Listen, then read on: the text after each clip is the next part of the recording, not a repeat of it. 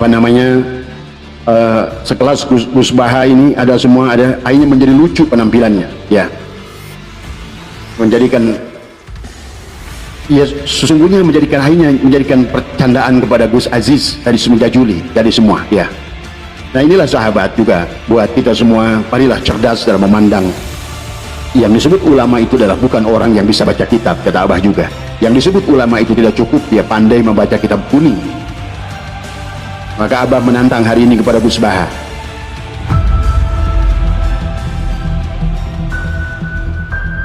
Banyak apa namanya WA kepada Abah tentang apa namanya bertanya tentang pernyataan tentang Gus Baha yang berkaitan dengan Ba'alwi, ya sahabat. Tapi sebelum Abah akan membahas sedikit tentang pernyataan Gus Baha mengisbat Ba'alwi, kembali harus panjenengan pahami, ya, bahwa di dalam kehidupan kita adalah di era ilmiah, ilmu pengetahuan sekarang ini, ya, sekarang ada dua kelompok ulama, ya, yang pola berpikirnya adalah berbeda. Jadi dalam cara memandang kepada Ba'alwi ini, Abah melihat adalah tingkat-tingkat orang dalam memahami, ya. Ada sebagian daripada orang yang tidak mau pusing dengan urusan itu. Yang kedua adalah orang yang senantiasa bertahan kepada status quo, ya. Ia tidak mau adalah apa namanya segala kemudahan yang sedang dialaminya, yang diterimanya adalah berubah, maka dia tidak mau adalah berseberangan dengan arus, ya.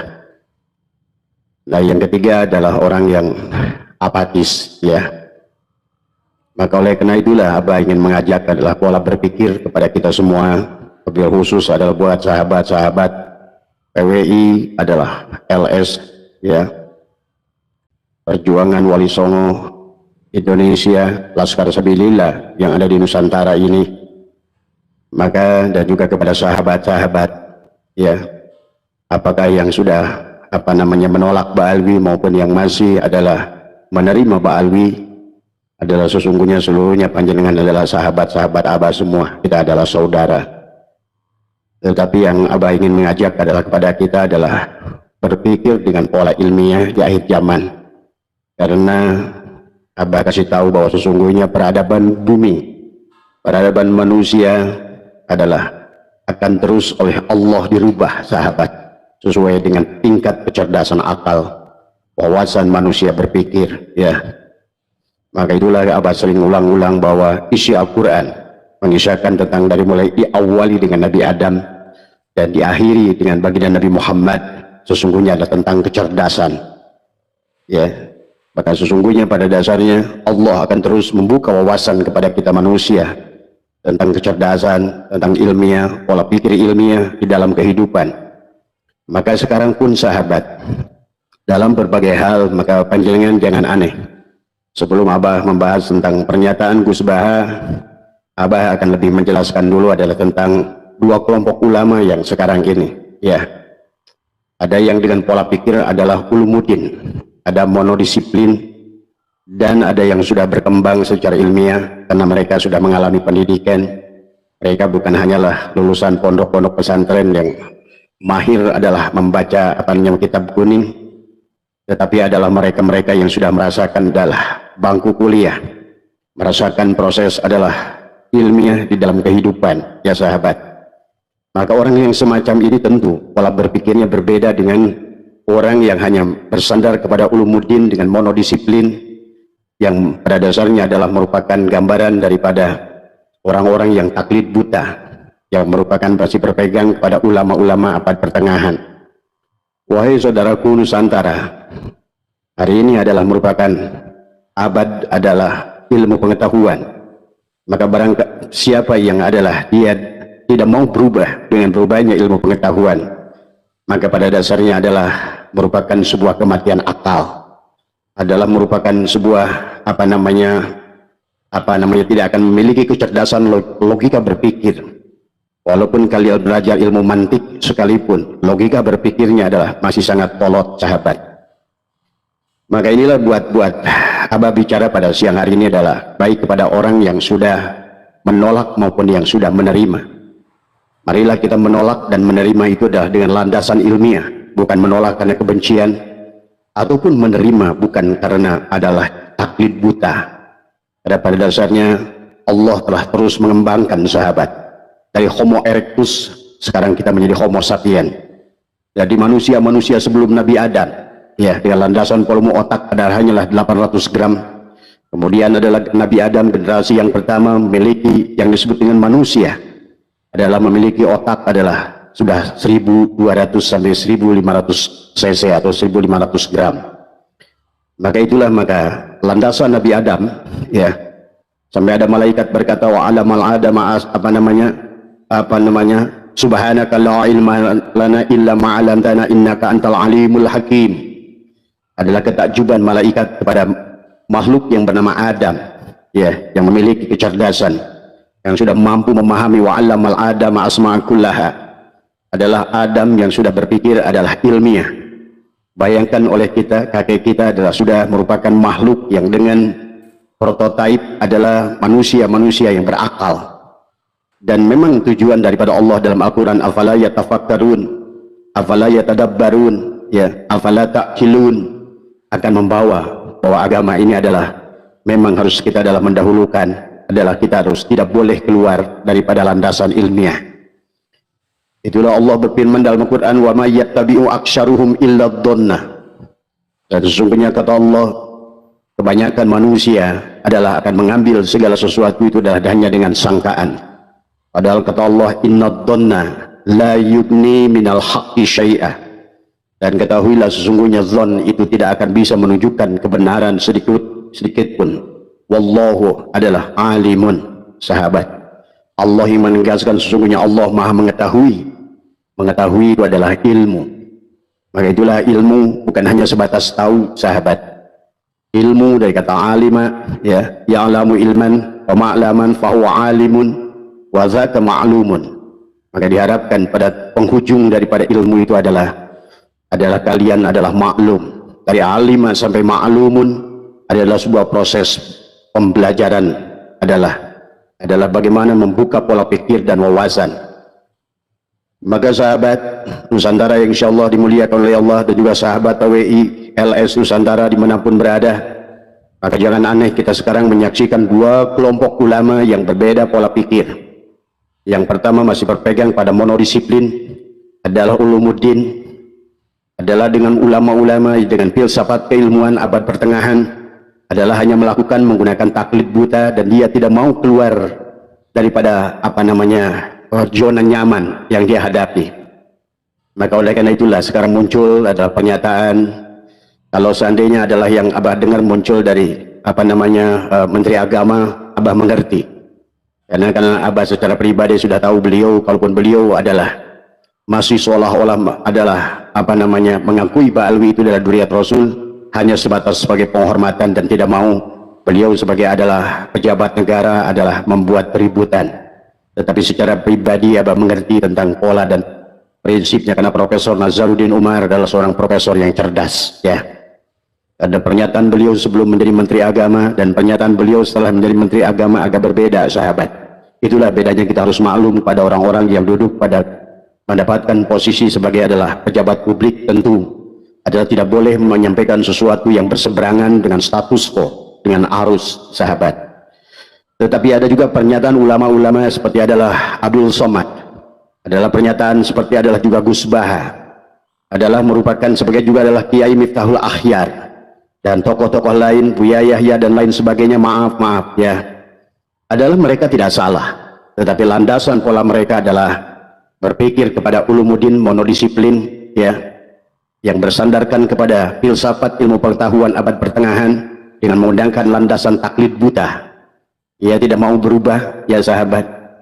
Adalah kebanyakan dari mereka adalah bukan peneliti, mereka adalah pembaca, mereka adalah penikmat. Maka segala apa yang mereka baca dan juga apa yang mereka dengarkan dari paparan orang lain, tetapi kalau mendapatkan dari sumber yang salah, karena tidak semua berita itu adalah benar, maka disinilah seseorang itu adalah apakah dia memiliki jiwa adalah peneliti atau bukan jiwa peneliti. Kalau jiwa peneliti adalah segala sesuatu informasi adalah menjadikan tantangan kepadanya. Bagaimana informasi itu adalah, karena diawali dengan alimah adalah pengetahuan, hanya tahu bagaimana dia sampai pada derajat adalah sampai wadaka ma'lumun adalah maklum kepada segala sesuatu itu dia membutuhkan sebuah proses riset dan ilmiah, penelitian. Ada segala sesuatu yang berkaitan dengan pengakuan, maka orang-orang yang memiliki landasan ilmiah tidak akan mudah, bukan dia syu'udon, tetapi dia landasan berpikirnya tidak akan menerima sebuah kebenaran kecuali kebenaran itu adalah dia uji dulu. Itulah kenapa dalam kitab Sulamu Taufik, dalam kitab banyak kitab, bahwa dalam perkara segala apapun kita harus tasawur adalah bagaimana kita, apakah kita menerima atau menolak. Landasan menerimanya adalah harus ilmiah, dan melandaskan menolaknya juga adalah harus ilmiah. Kalau tidak dengan ilmiah, maka kita telah memberangus adalah akal yang sangat luar biasa yang telah Allah berikan kepada Bani Adam, yang mana Bani Adam, Nabi Adam sebagai khalifah yang pertama adalah diberikan volume otak adalah 1200 sampai 1500 gram. Supaya apa? Manusia itu adalah berpikir, dan memang Allah mengajak kita adalah selalu berpikir. Ya, demikian pula baginda Nabi, tafakkaru sa'atin khairun min ibadati alfi amin. Tafakkaru sa'atin khairun min ibadati sab'ina sanatin. Tafakkaru sa'atin khairun min ibadati sanatin. Baginda Nabi mengajak kita adalah bertafakkur. Tafakkur itu adalah berpikir. Berpikir itu adalah berpikir secara logis dan ilmiah. Karena memang kata Allah, wa may yattabi'u aktsaruhum illa dhannah. Karena kebanyakan manusia adalah yang di awal itu adalah diawali dengan don, sahabat. Maka tidak salah orang-orang yang bersandar kepada monodisiplin, ya, kepada ulumuddin yang landasannya adalah kepada fikih-fikih abad pertengahan. Pada dasarnya di sana adalah hanya dibahas tentang dosa dan dosa. Ya, tetapi adalah pada saat ulama-ulama yang kesini, sahabat, adalah merupakan ulama-ulama ilmiah yang pernah mengecap duduk di bangku perguruan tinggi, yang pernah membuat tesis, ia yang telah melakukan sebuah riset penelitian daripada merumuskan persoalan kemudian membuat hipotesa. Dari hipotesa itu dia akan menguji hipotesa itu, dia akan mencarikan data-data adalah untuk mendukung hipotesanya sebelum sampai dia kepada sebuah natijah, apakah penelitian yang dia lakukan itu adalah sesungguhnya adalah menolak atau menerima. Maka demikian sahabat, dalam pola pikir manusia sekarang yang Abah saksikan, maka Abah tidak aneh. Ya, Abah percaya orang-orang kayak Buya Yahya, orang-orang seperti Gus Baha, orang-orang seperti Uwas, orang-orang seperti kayak Syukron Makmun, kayak Miftahul Ahyar, ya sahabat, adalah orang-orang yang hebat dalam bidangnya masing-masing. Tetapi di dalam perkara yang lain, karena pas'alu ahla dzikri in kuntum la ta'lamun, maka sesungguhnya sehebat-hebatnya mereka, sahabat, tetapi dalam bidang ilmiah mereka ketinggalan.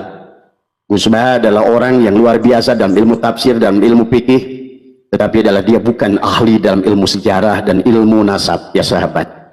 Maka oleh karena itulah, jika dibagilah manusia adalah menjadi dua, adalah antara multidisiplin dengan monodisiplin, adalah dengan yang berpegang kepada ad-dirasah al-islamiyah, ya, dengan landasan adalah hipotesa, landasan berpikir yang ilmiah. Maka pada saat segala sesuatu sebelum menerima dan menolak, dia akan uji, dia akan riset. Ya, apalagi sekarang sahabat, di akhir zaman ini ilmu pengetahuan sudah disempurnakan oleh Allah. Dalam kaitannya di bidang nasab sekarang ini, ilmu genetikanya adalah ada ahlinya. Dan Allah sudah menyuruh kepada kita, fas'alu ahla dzikri in kuntum la ta'lamun. Maka yang berkaitan genetika, tanyalah ahli genetika. Yang berkaitan dengan sejarah, tanyalah ahli sejarah. Karena ulama sehebat apapun, pada dasarnya kalau dia bukan ahli dalam bidangnya, maka dia adalah tidak bisa didengar apa yang disampaikannya. Cuma yang disayangkan adalah masyarakat awam di akhir ini adalah karena telah dicekoki adalah dengan doktrin-doktrin dan dogma adalah keagamaan, ya sahabat, adalah bukan diajak kepada pola berpikir secara ilmiah yang logis, pola berpikir tentang ajas manfaat, madarat dan maslahat. Tetapi yang selalu ditariknya adalah kepada pola pikir filsafat ilmiah yang berada pada abad pertengahan adalah taklid buta kepada apa yang mereka pernah dengar. Padahal tidak semua perkara yang mereka pernah dengar, sahabat, adalah merupakan sebuah kebenaran. Di dalam ilmu pengetahuan umum sahabat, sesungguhnya hal yang demikian sudah biasa. Pada saat di awal bagaimana dunia itu dianggap adalah datar, tapi kemudian adalah ilmu pengetahuan membuktikan berikutnya adalah ternyata bumi itu adalah bulat. Maka siapapun yang berpikir tentang bumi adalah datar terbantah, dan mereka pun adalah taslib kepada mereka yang telah membuktikan itu. Demikian pula dalam ilmu kimia sahabat, tentang unsur terkecil kata Abah juga. Diawali dulu yang terkecil itu adalah atom, ya. Tapi kemudian manusia sekarang berhasil bagaimana memecahkan atom tadi semua. Jadi proton, dari elektron. Kemudian manusia adalah mencarikan unsur yang terkecil dari setiap kurun ke kurun yang sudah syuhra wal istifadah, kemudian dibatalkan dengan penemuan-penemuan yang baru. Karena Allah tidak akan berhenti sahabat, ya, akan terus mengembangkan dunia ini. Maka kalau seandainya kita adalah berhenti pada pandangan monodisiplin dalam keilmuan, adalah dengan pola filsafat ilmu keilmuan adalah abad pertengahan di mana kita adalah taklid buta, berarti kalau demikian berarti Islam yang akan tertinggal oleh dunia lain. Maka inilah yang Abah harapkan kepada siapapun yang duduk di PBNU, apakah sebagai Syuriah PBNU, apakah sebagai Tanfidiyah PBNU, harus orang-orang yang memiliki landasan adalah merupakan fikih peradaban, fikih ilmiah yang harus dibangun, ya sahabat.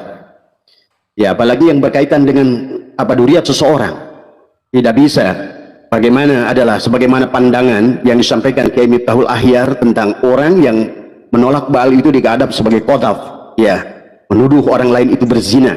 Ini kan pola pikir yang sesungguhnya adalah tidak logis, pola pikir yang sesungguhnya adalah tidak ilmiah, karena yang selalu dikaitkannya adalah filsafat ilmiah adalah fikih tentang dosa. Kalau seandainya kita menolak dosa, dan sebenarnya bukan dari segi manfaat. Ingat, dalam segala urusan agama itu sahabat selalu adalah dikaitkan kepada ajas manfaat.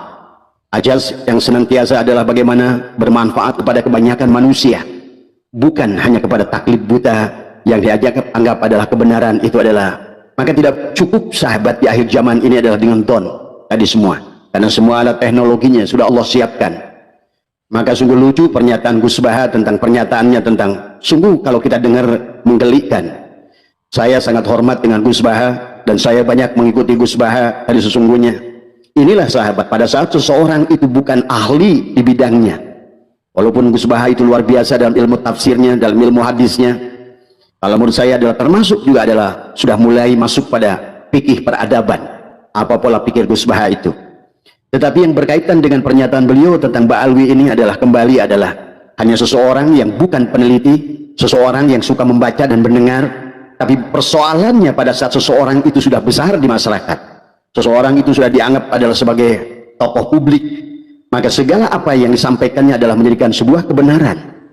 Maka sangat disayangkan di akhir zaman semacam ini orang semacam Gus Baha, kalau seandainya dia hanya menerima segala pengetahuan itu adalah, dan dianggap pengetahuan itu adalah sebuah kebenaran dengan hanya istilah bahwa ini sudah syuhra wal istifadah. Ingat sahabat, dalam ilmu pengetahuan segala yang syuhra wal istifadah adalah bisa dibatalkan pada saat ditemukan adalah fakta-fakta yang baru. Demikian pula sekarang sahabat di dalam ilmu nasab ada fakta-fakta baru, ya, yang harusnya juga adalah Gus Baha adalah mencari dari sumber yang benar, dari sumber yang kredibel. Tapi inilah pola berpikir yang senantiasa tidak dilandasi dengan landasan adalah ad-dirasah, ya, pembelajaran, ya. Maka dia hanyalah akan menerima informasi dari seseorang atau barangkali membaca dari sesuatu dan itu dianggap kebenaran, dan kemudian beliau menyampaikan betapa bahayanya orang yang sudah dianggap adalah memiliki legalitas kemudian menyampaikan sesuatu adalah apakah dia itu ada tasdik dengan segala sesuatu tanpa tasawur, tanpa penelitian. Tapi memang tidak bisa dipaksa sahabat. Maka juga sebuah sahabat yang sudah menolak Ba'alwi, jangan membenci mereka, karena mereka memang adalah seolah-olah bahwa mereka itu berada pada hidupnya di akhir zaman, di abad ilmu pengetahuan. Dia menggunakan produk-produk ilmu pengetahuan, tetapi adalah pola berpikirnya adalah menggunakan pola pikir filsafat keilmuan adalah abad pertengahan yang selalu adalah bersandarkan kepada taklid. Cuma sayang pada saat yang dia taklidi, karena tidak semua informasi itu adalah benar tadi semua, ya. Inilah yang tentu adalah yang akan sangat berbeda orang-orang yang berpegang pada monodisiplin ya sahabat, adalah hanya menggunakan paradigma filsafat ilmu apa yang dikatakan oleh Gus Baha, apa yang dikatakan oleh UAS, apa yang dikatakan ulama yang lain yang mengisbat Ba'alwi itu, jika dikaji dengan paradigma filsafat ilmu pengetahuan, maka pandangan tersebut sesungguhnya kita bisa melihat adalah hanya masuk dalam wilayah ulumuddin yang memiliki sifat monodisiplin ya. Paradigma monodisiplin dalam studi agama itu adalah basisnya, sekali lagi, adalah merupakan ilmu-ilmu abad pertengahan. Berbeda dengan orang-orang yang sudah memiliki pandangan, sudah punya landasan, pernah duduk di perguruan tinggi, dia pernah membuat skripsi, tentu pola pikirnya tidak akan lagi, segala informasi yang ada itu adalah dia akan terima saja. Itulah kata Allah, wa may yattabi'u aktsarahum illa dhanna inna dhanna la yughni minal haqqi syai'a. Karena don itu sungguh tidak akan bisa menunjukkan kebenaran sedikit pun tadi semua. Karena itulah innallaha alimun, sesungguhnya Allah lah yang maha mengetahui. Berarti itulah ilmu sahabat ya. Maka landasan ilmu yang ilmiah akan dibutuhkan di akhir zaman ini sahabat ya.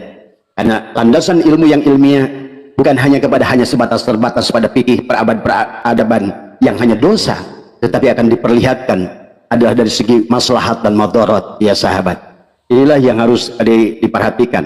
Pendekatan monodisiplin ulumuddin dalam kajian agama adalah pendekatan abad pertengahan. Hal ini wajar karena pada masa abad pertengahan sahabat ya, kajian agama tidak dipengaruhi oleh ilmu-ilmu pengetahuan, ilmu sosial, ilmu sains dan semacamnya.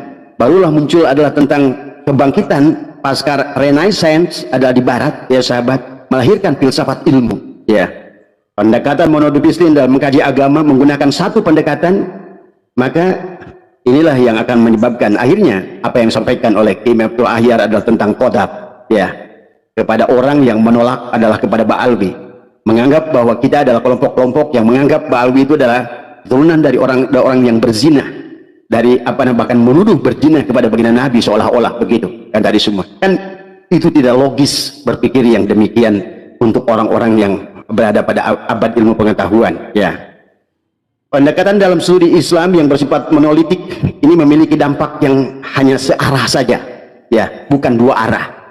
Padahal dalam keilmuan itu adalah harus ada think tank, bukan memberi, tetapi bagaimana ada take and give, adalah saling, adalah di antara mereka itu semua, supaya ilmu itu adalah hidup dari semua ya. Ya kalau seandainya hanya dianggap sebagai adalah sesuatu yang searah ya, maka tentu saja inilah yang terjadi sekarang ya. Maka pendekatan dalam studi Islam yang jika tadi digunakan dalam pendekatan fikih soal qadab ya, yang disampaikan oleh Kiai Abdul Ahyar misalnya, maka kemaslahatan yang diperoleh ini hanya terjadi pada Ba'alwi saja tadi semua. Ba'alwi terlindungi dengan sendirinya dan terjaga kehormatannya karena mengkaji nasab Ba'alwi jika memiliki kesimpulan yang berbeda dari status quo. Selama ini dianggap nasab Ba'alwi adalah tersambung pada Rasulullah, maka yang berbeda dari status quo itu akan digeser persoalan dosa, dan tidak dosa di akhirat, bukan soal kemaslahatan. Ingat sahabat, dalam ilmu fikih ya sahabat, mungkin Anda dalam keadaan darurat maka babi pun boleh dimakan, itu kan sudah ajas maslahatan tadi semua, termasuk juga adalah menggunakan vaksin tadi semua ya. Maka hari ini sahabat, kalau kalian bersandar kepada fikih-fikih peradaban, tentu saja segala apa yang sekarang ini terjadi maaf ya, contoh adalah kemarin COVID, kita diuji dengan COVID, maka disitulah sesungguhnya walaupun di awalnya ada perdebatan, dikatakan bahwa vaksin ini dibuat daripada serum babi dan lain sebagainya, tetapi adalah faktanya adalah pada saat dikaitkan dengan hidup dan mati, nah ini adalah maka itu akan masuk kepada ilmiah tadi semua ya. Persoalan dosa dan tidak dosa adalah paradigma fikih yang oriented khas abad pertengahan, sedangkan fikih kontemporer sudah menggeser ke persoalan maslahat atau tidak maslahat dengan dasar-dasar nilai kemanusiaan secara universal ya. Nah inilah misalnya contoh dari pendekatan ulama-ulama yang sudah multidisiplin akan memandang kasus Ba'alwi ini dengan pandangan yang berbeda. Misalnya satu, menjaga kehormatan Rasulullah dari orang yang mengaku-ngaku keturunannya. Coba mulai berpikir ke situ. Sebagian besar dari Ba'alwi ya, tetapi berbeda dengan perbuatan mereka itu adalah berseberangan dengan sifat Rasul itu sendiri. Mereka mengaku duriat sebagai duriat Rasul, tapi tidak mencerminkan akhlak Rasulullah. Betul, mereka bukan Rasulullah, dan kita pun tidak mengharapkan mereka adalah berakhlak seperti Rasulullah yang sempurna. Ya, ya. Tetapi mereka adalah berbeda dengan akhlak Rasulullah. Mereka suka kehormatan, mereka suka kesenangan, suka kemewahan, suka mendoktrin, suka gulu kepada itu. Karena hal demikian tidak mungkin ada pada Rasulullah yang memiliki darah mulia yang maksum dijaga oleh Allah menurunkan orang yang demikian rupa. Minimal jika Rasulullah itu 100%, dia ada 70% saja. Sudah alhamdulillah dari semua ya. Jadi ini kalau seandainya kita dilihat kasus Ba'alwi ini dari aspek adalah multidisiplin, dari segi maslahat dan madarat dari semua. Yang pertama adalah tentu yang menolak ini bukan untuk menolak dzurriyyat Nabi, untuk menolak dari orang-orang yang mengaku dzurriyyat Nabi tetapi tidak mencerminkan adalah kepada dzurriyyat Nabi. Maka segala perbuatan mereka itu akan menjadi kebenaran, padahal akhlak mereka adalah jauh daripada akhlak orang-orang yang beriman misalnya dari semua. Kemudian yang kedua adalah dampak dari pengakuan keturunan Rasulullah masuk ke wilayah sosial yang menyimpang pada nilai-nilai agama Islam secara universal. Kita lihat banyak menyaksikan bagaimana mereka adalah mendawir, ya. Mereka menganggap bahwa mereka adalah sebagai pemegang kunci. Coba kalau seandainya orang-orang yang tadi yang monodisiplin tadi adalah berpikirnya ilmiah tadi semua, harusnya adalah tidak buta mata untuk menyaksikan apa ya kenyataan yang ada tadi semua. Nah, inilah yang harus kita pahami. Bahkan mereka itu dengan nyata-nyata adalah membolak-balikan hadis dan kemudian juga membuat dalil-dalil khurafat yang sangat jauh. Sebetulnya kalau membiarkan mereka dari segi maslahat akan menghancurkan Islam itu sendiri. Ya, sesungguhnya banyak orang yang awam ilmu agama akibat doktrin para pengaku keturunan Rasul ini menjadi salah kaprah dalam memahami nilai-nilai universal agama soal keadilan, egaliter, persamaan dan sejenisnya. Karena sahabat, di dalam Al-Quran tidak pernah mengajarkan kepada kita adalah tentang hal yang demikian. Adalah tentang bagaimana adalah mengkultuskan tentang seseorang. Itulah baginda Nabi bersabda, an-nasu li Adam, manusia itu dari Adam, wal Adamani turab, dan Adam itu adalah dari tanah. La fadla li arabiyyin ila zawin. Tidak ada kemuliaan orang Arab di luar Arab. Karena pada dasarnya adalah dalam Islam itulah kesetaraan dari semua. Bahkan baginda Nabi Muhammad mengajarkan kepada kita bagaimana menyuapi orang Yahudi buta 12 tahun. Bagaimana baginda Nabi Muhammad juga adalah menyayangi pendeta Nasrani yang selalu memberikannya kotoran unta. Bahkan baginda Nabi Muhammad menyayangi seorang Majusi yang selalu meludahinya. Nah, inilah sahabat yang sesungguhnya yang ingin diajarkan oleh Allah dan Rasulnya adalah bagaimana kita adalah memiliki persamaan tadi. An-nasu li Adam, manusia dari Adam, wal Adam manit turab, dan Adam itu dari tanah. Maka disadarkan oleh baginda Nabi, hei manusia seluruhnya, kalian semua tidak ada kemuliaan derajat di sisi Allah tadi semua. La fadla li arabiyyin ila zamin, wa la fadla li aswada ila al-ahmar illa bitaqwa, kecuali adalah dengan takwa kalian, bukan suku kalian, bukan golongan kalian. Maka sejarah membuktikan sahabat banyak orang-orang Yahudi yang memiliki kemuliaan. Demikian pula salah satu putri daripada Abu Jahal adalah terkenal adalah menjadi seorang mufassirin. Demikian pula adalah dari golongan-golongan muhaddisin adalah datang dari kalangan orang-orang Yahudi. Jadi tidak ada masalah. Kamu dari terah mana, dari keluarga mana, dari dzurriyyat mana. Tetapi yang sesungguhnya yang akan dilihat oleh Allah, kamu sebagai siapa hari ini. Kalaupun kamu benar adalah seorang Gus misalnya, ayah kamu adalah seorang ulama besar, seorang aulia, tetapi sesungguhnya tidak berbanding lurus dirimu dengan ayahmu itu, ya. Karena yang akan dilihat itu bukan dirimu, tetapi adalah yang mulia itu ayahmu, yang mulia itu kakekmu. Tetapi memiliki dampak sosial pada saat seseorang mengaku Gus, tapi dia tidak mau bisa memberikan citra apa yang dilakukan oleh ayahnya. Tadi maka pengakuan dirinya kepada orang yang mulia itu hanyalah akan berdampak kepada penghinaan kepada orang-orang itu sekalian, ya sahabat. Banyak orang awam ilmu agama akibat doktrin para ini tadi semua jadi salah kaprah dalam memahami nilai-nilai universitas tadi, ya, sehingga terjadilah sesuatu yang disebut yang terjadi pada Belanda itu tadi semua. Mereka adalah berkasta-kasta, mereka adalah berkelas-kelas, menganggap diri mereka adalah golongan kelas 1. Nah, inilah yang terjadi. Akibatnya apa? Pada saat mereka sudah ditetapkan dari, bagi anda yang silakan senang mempelajari baik tulisan-tulisan Senokor Glonyo Panderplas maupun ada tulisan adalah dari seorang Huub de Jong, ya, seorang penulis Belanda, kalian akan menyaksikan, ya, bagaimana siapa Ba'alwi ini dari awal. Maka seharusnya kalau orang kayak Gus Baha, kalau dia adalah peneliti tadi semua, maka tidak akan mudah hanya menerima informasi itu hanya dari satu sisi. Bukankah kaidah keilmuan di dalam Sulamut Taifaq, dalam apapun Sulamut Taufik dan apapun semua, bahwa sebelum kita adalah menolak sesuatu atau menerima sesuatu adalah kita harus tasawur, ujilah secara ilmiah, buktikan secara ilmiah. Karena kata Allah, inna dhanna la yubni minal haqqi syai'a, karena don itu tidak memberikan sedikit pun. Maka akhirnya menjadikan kasihan kepada orang-orang yang sekelas Gus Baha ini ada semua, ada akhirnya menjadi lucu penampilannya, ya, sesungguhnya menjadikan percandaan kepada Gus Aziz dari semenjak Juli, dari semua, ya. Nah, inilah sahabat juga buat kita semua, marilah cerdas dalam memandang. Yang disebut ulama itu adalah bukan orang yang bisa baca kitab, kata Abah juga. Yang disebut ulama itu tidak cukup dia pandai membaca kitab kuning, tetapi adalah dia hanyalah pembaca. Tetapi di akhir zaman ini adalah dituntut bukan hanya pembaca. Di akhir zaman ini adalah dituntut orang itu adalah ilmiah. Inilah makanya kalau Abah mendengarkan, Abah tidak mau lagi mengulang lagi tentang apa yang dibahas oleh Gus Baha. Jelas Gus Baha tidak paham. Siapa yang disebutkan oleh beliau adalah tentang Ahmad Al-Muhajiri itu. Maka Abah menantang hari ini kepada Gus Baha.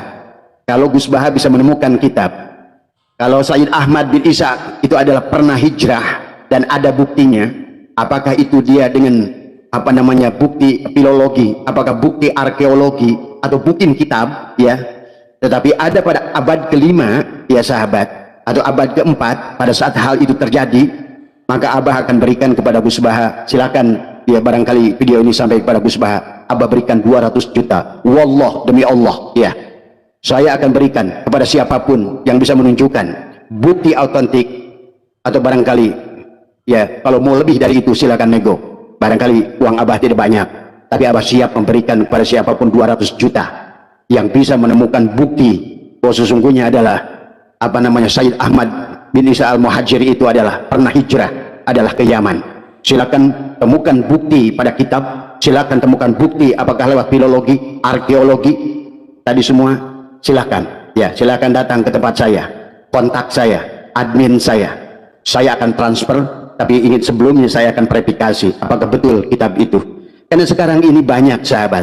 Maka kalau menurut Abah, informasi yang diterima Gus Baha itu adalah korban dari Gus Rumail tadi semua, ya, inilah sebuah informasi yang tidak seimbang yang harus disampaikannya tadi semua. Bagaimana mungkin juga adalah Gus Baha mengatakan bahwa Wali Songo itu adalah keturunan Basaiban, sementara Basaiban itu dalam beberapa kitab yang sudah disampaikan oleh Gus Jajuli adalah jelas, ya, itu adalah berhubungan dengan Ba'alwi tadi semua. Basaiban itu dengan hubungan dengan Ba'alwi, karena baknya saja betul Abah setuju, karena semua banyak marga yang ba di depannya itu adalah tentang Yaman. Basalamah ba, Basaiban ba itu banyak menunjukkan kepada Hadrol Maut, adalah merupakan ciri orang-orang yang jadi tidak mungkin kalau Wali Songo itu adalah berasal dari situ. Nah, inilah menunjukkan bahwa Gus Baha, sekelas Gus Baha, menyampaikan informasi tidak pernah diverifikasi, yang tidak pernah diuji dari semua, ya.